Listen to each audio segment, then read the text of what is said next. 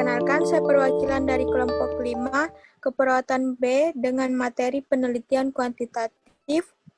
Baiklah, langsung saja kita mulai.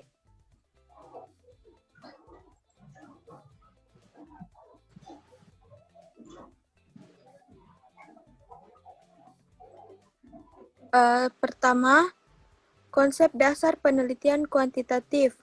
Penelitian kuantitatif dimulai dengan menjelaskan konsep penelitian yang digunakan karena konsep penelitian ini merupakan kerangka acuan penelitian di dalam mendesain instrumen penelitian. Konsep ini juga dibangun dengan maksud agar masyarakat akademik atau masyarakat ilmiah maupun konsumen penelitian atau pembaca laporan penelitian memahami apa yang dimaksud dengan pengertian variabel, indikator, parameter, maupun skala pengukuran yang dimaksud peneliti dalam penelitiannya. Sebagai hal umum, konsep dibangun dari teori-teori yang digunakan untuk menjelaskan variabel-variabel yang akan diteliti. Karena itu, konsep memiliki tingkat generalisasi yang berbeda satu dengan lainnya. Bisa dilihat dari kemungkinan dapat diukur atau tidak. Konsep merupakan sejumlah ciri yang berkaitan dengan suatu objek atau standar yang umum atas objek tersebut. Konsep adalah generalisasi dari sekelompok fenomena yang sama.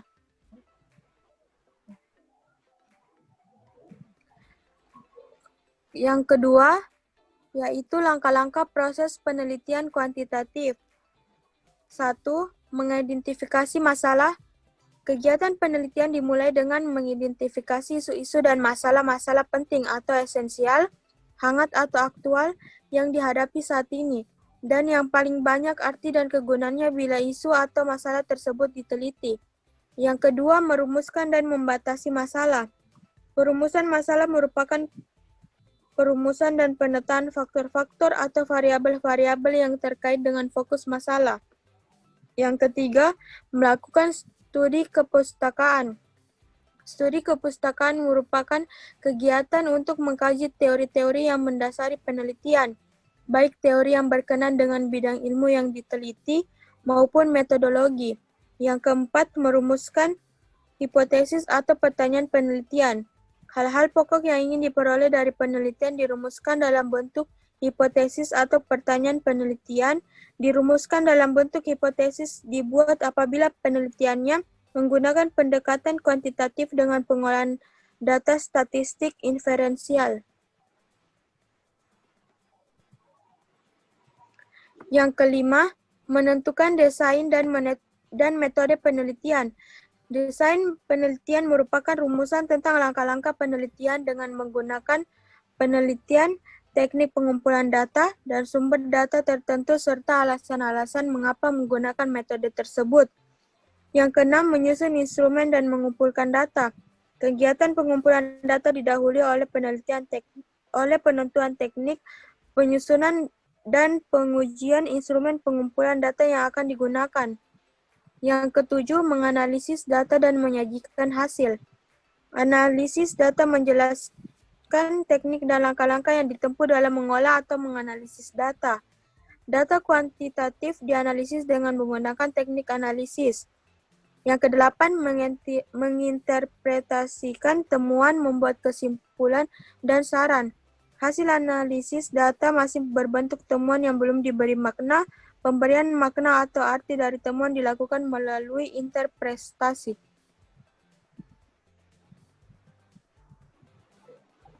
Kemudian, yang ketiga, membaca laporan penelitian. Metode penelitian adalah salah satu cara untuk menyelesaikan masalah secara logis, sistematis, ilmiah, dan tidak ada kegiatan penelitian tanpa ada masalah. Membaca laporan penelitian atau naskah jurnal adalah sesuatu yang sangat penting. Program studi akan meminta mahasiswa untuk menggunakan naskah jurnal dan berbagai buku yang relevan dalam mengeksplorasi problem penelitian yang mahasiswa hadapi. Masalah penelitian akan muncul setelah membaca hasil penelitian atau naskah yang dipublikasikan dalam terbitan berkala ilmiah. Tujuan utama membaca yaitu mencari apakah keterangan-keterangan mengenai penelitian ada dan tersedia, Dan kedua, untuk memperoleh latar belakang yang cukup dalam bidang penelitian yang dilakukan oleh peneliti.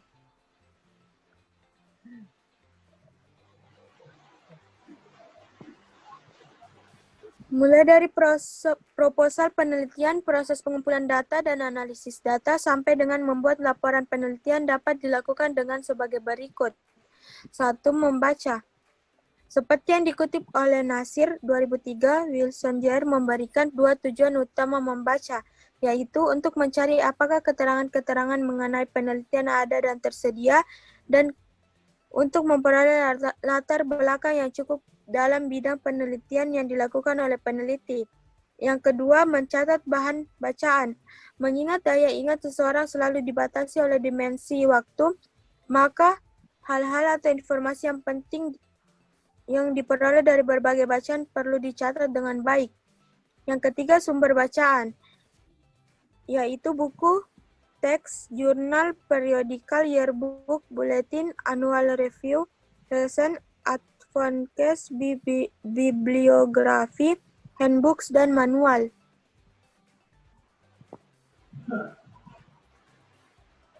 Yang keempat, yaitu tipe penelitian kuantitatif. Pertama, eksperimen. Penelitian eksperimen merupakan metode penelitian yang dapat menguji secara benar hipotesis yang menyangkut hubungan kausal atau sebab akibat dari variabel independen dan dependen. Yang dimaksud dengan variabel independen dalam penelitian eksperimen adalah kelompok atau grup yang diberikan perlakuan atau treatment. Metode penelitian eksperimen digunakan untuk mengetahui pengaruh dari suatu tindakan atau perlakuan tertentu yang sengaja dilakukan terhadap suatu kondisi tertentu. Tujuan penelitian eksperimen adalah untuk mencari komparasi atau pengaruh dari dua atau lebih variabel independen, di mana pada penelitian ini terdapat dua kelompok besar penelitian, yaitu satu kelompok yang diberi perlakuan atau treatment dan kelompok lain yang tidak diberikan perlakuan yang disebut sebagai kelompok kontrol. Prosedur atau tahapan penelitian ini dimulai dari pencairan literatur atau teori terhadap variabel dan diakhiri dengan interpretasi dan kesimpulan penelitian. Contoh judul penelitian kuantitatif dengan tipe penelitian eksperimen yaitu pengaruh media promosi kesehatan terhadap perilaku kesehatan, pengaruh media animasi terhadap hasil belajar siswa pada konsep asam basa terintegrasi nilai.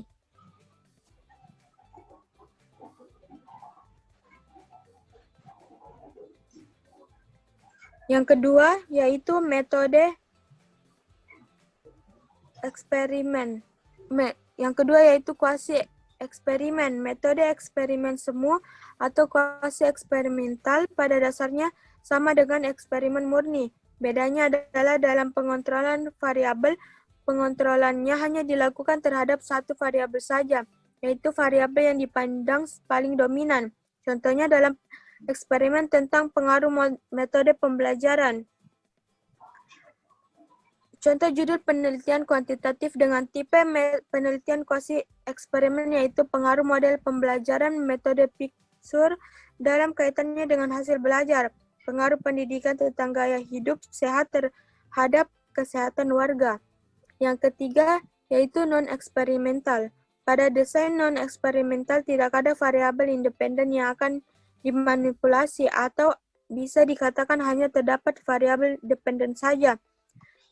Ciri-ciri utama desain non-eksperimental antara lain studi dijalankan dalam kondisi yang normal atau senatural mungkin dan fenomena yang muncul diobservasi apa adanya. Tujuan utamanya adalah mendeskripsikan masalah dan atau mengeksplorasi atau menjelaskan hubungan antara variabel lemah dalam menjelaskan hubungan sebab akibat karena tidak adanya intervensi terhadap subjek penelitian. Dapat digunakan untuk mengembangkan pengetahuan dalam kondisi tidak memungkinkan dilakukan eksperimen. Seperti adanya masalah etik penelitian dan sulit atau tidak mungkin dilakukan intervensi dan variabel sulit dimanipulasi atau jika dilakukan manipulasi ada masalah etika penelitian misalnya rasa sakit, dukungan sosial, ketakutan, obesitas, penggunaan alkohol, penyalahgunaan narkotika, kondisi duka cita, dan sakit fisik atau mental.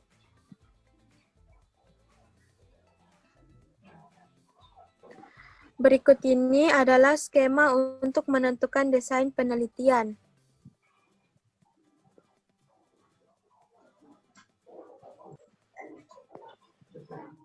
Baik, jadi saya akan melanjutkan presentasi materi penelitian kuantitatif. Jadi yang selanjutnya adalah desain penelitian. Secara luas, desain penelitian adalah semua proses yang diperlukan dalam perencanaan dan pelaksanaan penelitian. Dalam konteks ini, komponen desain dapat mencakup semua struktur penelitian yang diawali sejak ditemukannya ide sampai diperoleh hasil penelitian. Sedangkan dalam arti sempit, desain penelitian merupakan penggambaran secara jelas tentang hubungan antara variabel, pengumpulan data, dan analisis data. Sehingga dengan desain yang baik, peneliti maupun orang lain yang berkepentingan mempunyai gambaran tentang bagaimana keterkaitan antar variabel dan bagaimana mengukurnya. Jenis-jenis desain penelitian terdiri atas 3. Yang pertama adalah pre-experiment design. Terbagi atas yang pertama, the one shot case study. Contoh judul penelitiannya yaitu efektivitas model pembelajaran tipe STAT terhadap hasil belajar siswa. Sesuai dengan desain penelitiannya, maka pada saat proses pembelajaran diberikan perlakuan model pembelajaran tipe STAT dan kemudian setelah selesai diukur hasil belajarnya. Desain ini tidak memungkinkan membandingkan dua data sehingga hasil belajar hanya diukur secara deskriptif saja. Kemudian yang kedua, the one group pre-test dan post-test design. Model penelitian ini terdapat pre-test sebelum dilakukan perlakuan. Sebagai contoh pada judul penelitian yaitu pengaruh model pembelajaran tipe STAD 01, kemudian setelah dilaksanakan model pembelajaran tipe STAD, kembali dilakukan tes atau post-test atau 02. Desain ini dapat membandingkan dua data sebelum dan sesudah perlakuan, sehingga analisis data dapat digunakan statistika inferensial. Yang ketiga, the static group comparison design. Terdapat satu kelas yang dijadikan eksperimen di mana kelompok pertama diberikan perlakuan dan kelompok kedua tidak diberikan perlakuan. Contoh judul penelitiannya yaitu efektivitas model role playing terhadap prestasi siswa. Model ini dapat menggunakan analisis statistik inferensial karena kedua data kelompok dapat dibandingkan satu sama lain. Uji statistik yang digunakan yaitu uji sampel dependen. Selanjutnya yaitu quasi eksperimen design. Yang pertama, time series design. Suatu penelitian dengan judul pengaruh bimbingan dan konseling terhadap keinginan berubah, maka desain penelitiannya adalah peneliti memilih sampel siswa yang bermasalah dan kemudian dibagikan angket selama 4 kali untuk dilihat kestabilan keinginan untuk berubah tanpa adanya perlakuan bimbingan dan konseling. Setelah diberikan perlakuan kepada siswa sebanyak 4 kali pertemuan untuk mendapatkan pengukuran setelah adanya perlakuan, dan hasil kedua tes tersebut dapat dibandingkan dengan menggunakan statistik inferensial, besarnya pengaruh antara sebelum dan sesudah.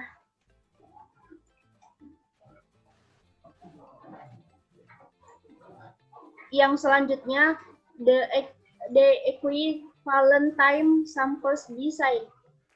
Desain penelitian eksperimen dengan menggunakan satu kelompok. Sebagai contoh, sebuah judul penelitian, pengaruh model pembelajaran berbasis masalah terhadap kemampuan berpikir kritis.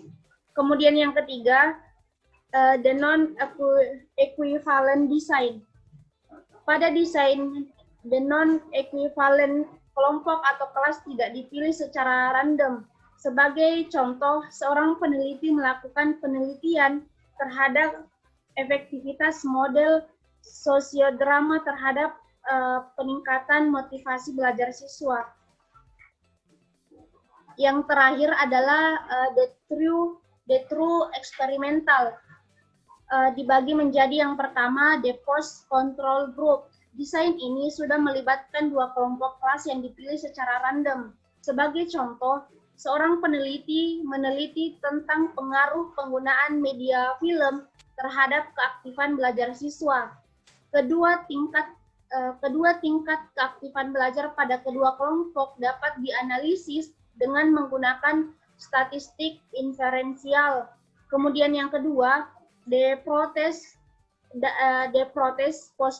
only control group design.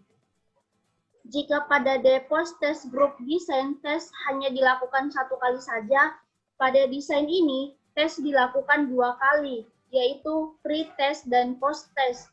Sebagai contoh, seorang peneliti memiliki keinginan untuk melihat perbandingan motivasi belajar siswa pada mata pelajaran matematika dengan menggunakan media pembelajaran. Selanjutnya, the Salmon 4 Group Design. Rancangan penelitian The Solomon 4 Group Design merupakan gabungan antara desain eksperimen the pre-test, post-test control group, dan the post-test only control group design. Yang selanjutnya adalah macam-macam desain penelitian. Yang pertama, studi cross-seksional, suatu penelitian untuk mempelajari dinamika korelasi antara faktor-faktor resiko dengan efek, dengan cara pendekatan observasi atau pengumpulan data sekaligus pada suatu saat, atau point time approach. Yang selanjutnya, study case control, suatu penelitian analitik yang menyangkut bagaimana faktor resiko dipelajari dengan menggunakan pendekatan retrospektif. Contoh sederhana yaitu peneliti ingin membuktikan hubungan antara malnutrisi atau kekurangan gizi pada anak balita dengan perilaku pemberian makanan oleh ibu.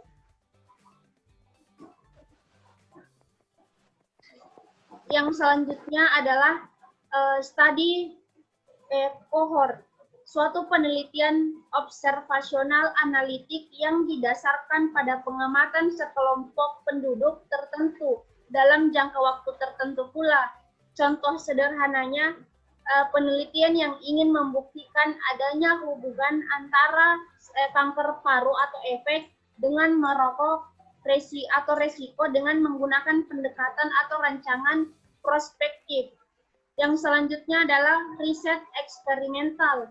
Untuk menggambarkan riset eksperimental bisa dilakukan oleh dua kelompok, di mana kelompok satu disebut kontrol tanpa diberi perlakuan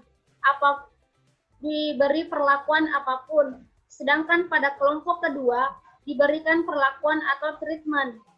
Diasumsikan kedua kelompok ini sama. Contohnya, apakah ada pengaruh peningkatan hasil belajar mahasiswa yang menggunakan e-learning dengan yang tidak menggunakan e-learning. Kemudian yang selanjutnya adalah research and development. Yang pertama adalah pengertian penelitian research and development.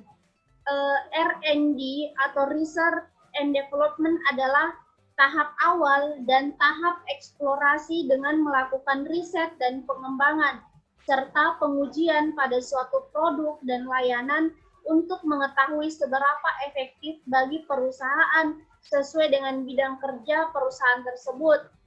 Yang kedua, desain penelitian research and development. Desain eksperimental dalam R&D, dalam penelitian R&D, uji coba model adalah tahap penting yang berguna untuk menilai kelayakan model yang sedang dikembangkan. Kelayakan ini meliputi kelayakan proses dan kelayakan hasil. Ini adalah skema dari research and development.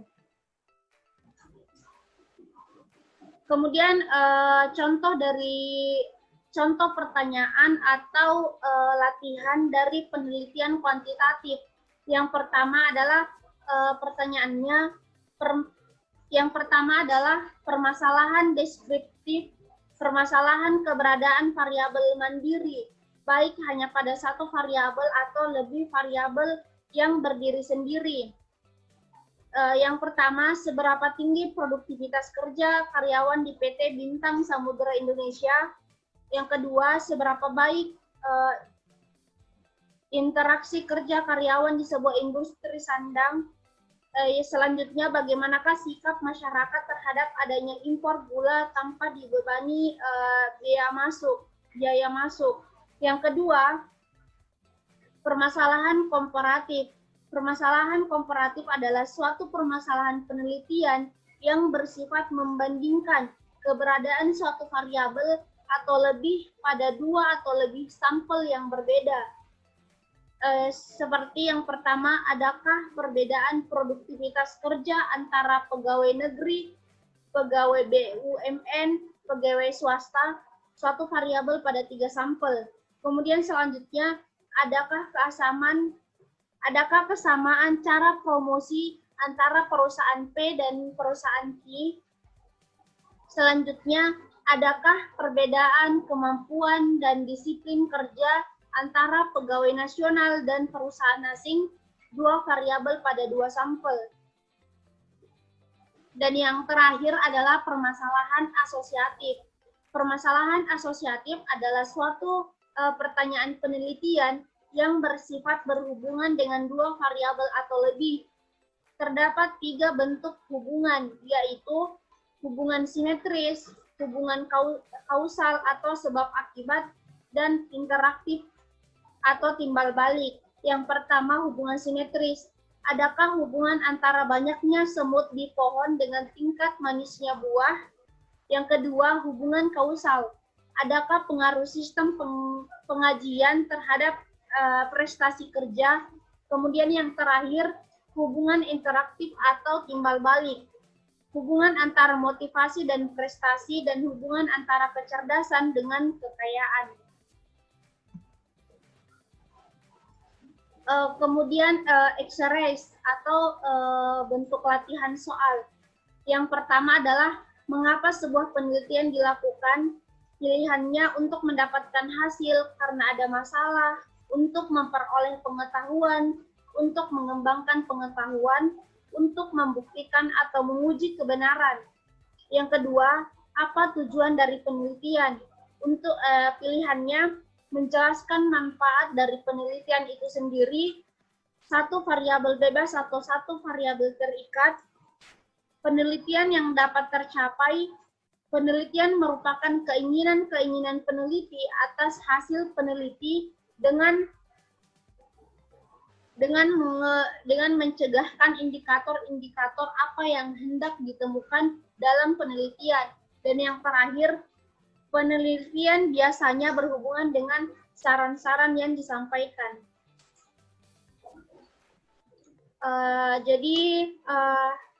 Mungkin itu presentasi kami dari kelompok 5 dengan materi penelitian kuantitatif. Kurang dan lebihnya mohon dimaafkan. Wassalamualaikum warahmatullahi wabarakatuh.